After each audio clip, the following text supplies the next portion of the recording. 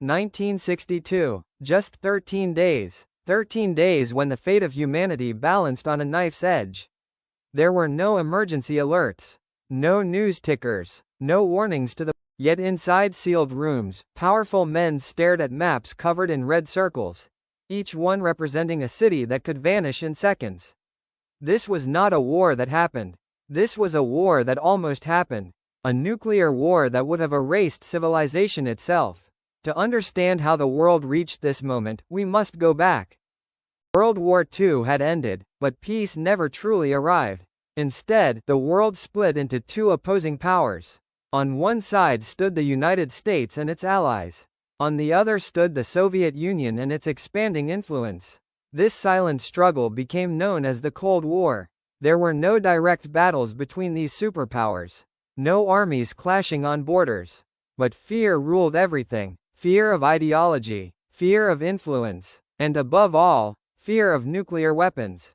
Both sides raced to build bombs more powerful than anything humanity had ever created. Bombs capable of destroying entire cities in seconds. Bombs that could end millions of lives before anyone could react. The logic was cruel but simple. If both sides could destroy each other completely, neither would dare strike first. But this balance was fragile. By the late 1950s, nuclear weapons were no longer rare. They were produced in massive numbers. Missiles became faster. Warheads became stronger. Military planners calculated unthinkable outcomes. Millions dead in minutes. Nations wiped off the map. And still, the arms race continued. Fear demanded more weapons, more reach, more dominance. That fear soon crossed borders. The United States made a critical move. Nuclear missiles were deployed in Turkey, a NATO ally located dangerously close to the Soviet Union. From there, American missiles could reach Soviet cities in minutes. To Washington, this was defense. To Moscow, it was a threat pointed directly at its heart. Soviet leader Nikita Khrushchev understood something had changed. If America could strike so easily, the Soviet Union needed a response just as powerful, and just as close. That response would come from an unexpected place. 90 miles from Florida lay a small island, Cuba. In 1959, Cuba had undergone a revolution.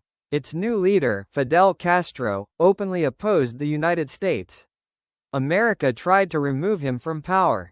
It failed. Cuba feared invasion. The Soviet Union saw opportunity. Khrushchev approved a secret plan that would alter history. Nuclear missiles would be placed in Cuba.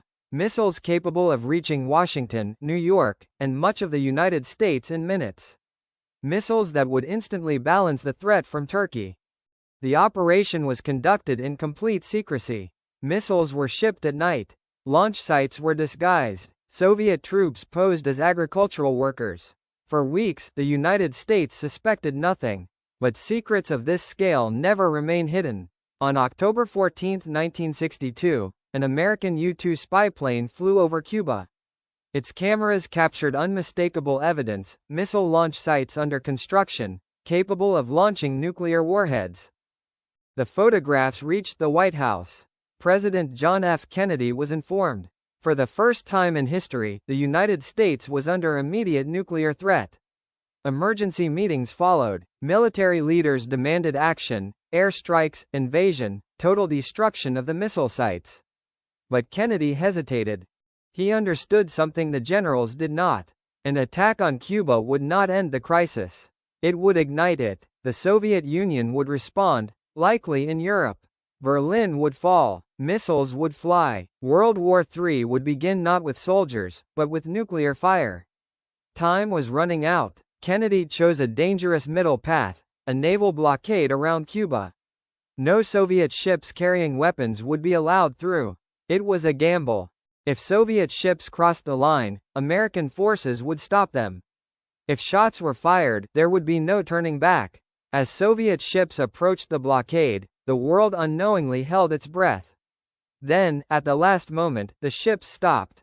They turned back. But the crisis was far from over.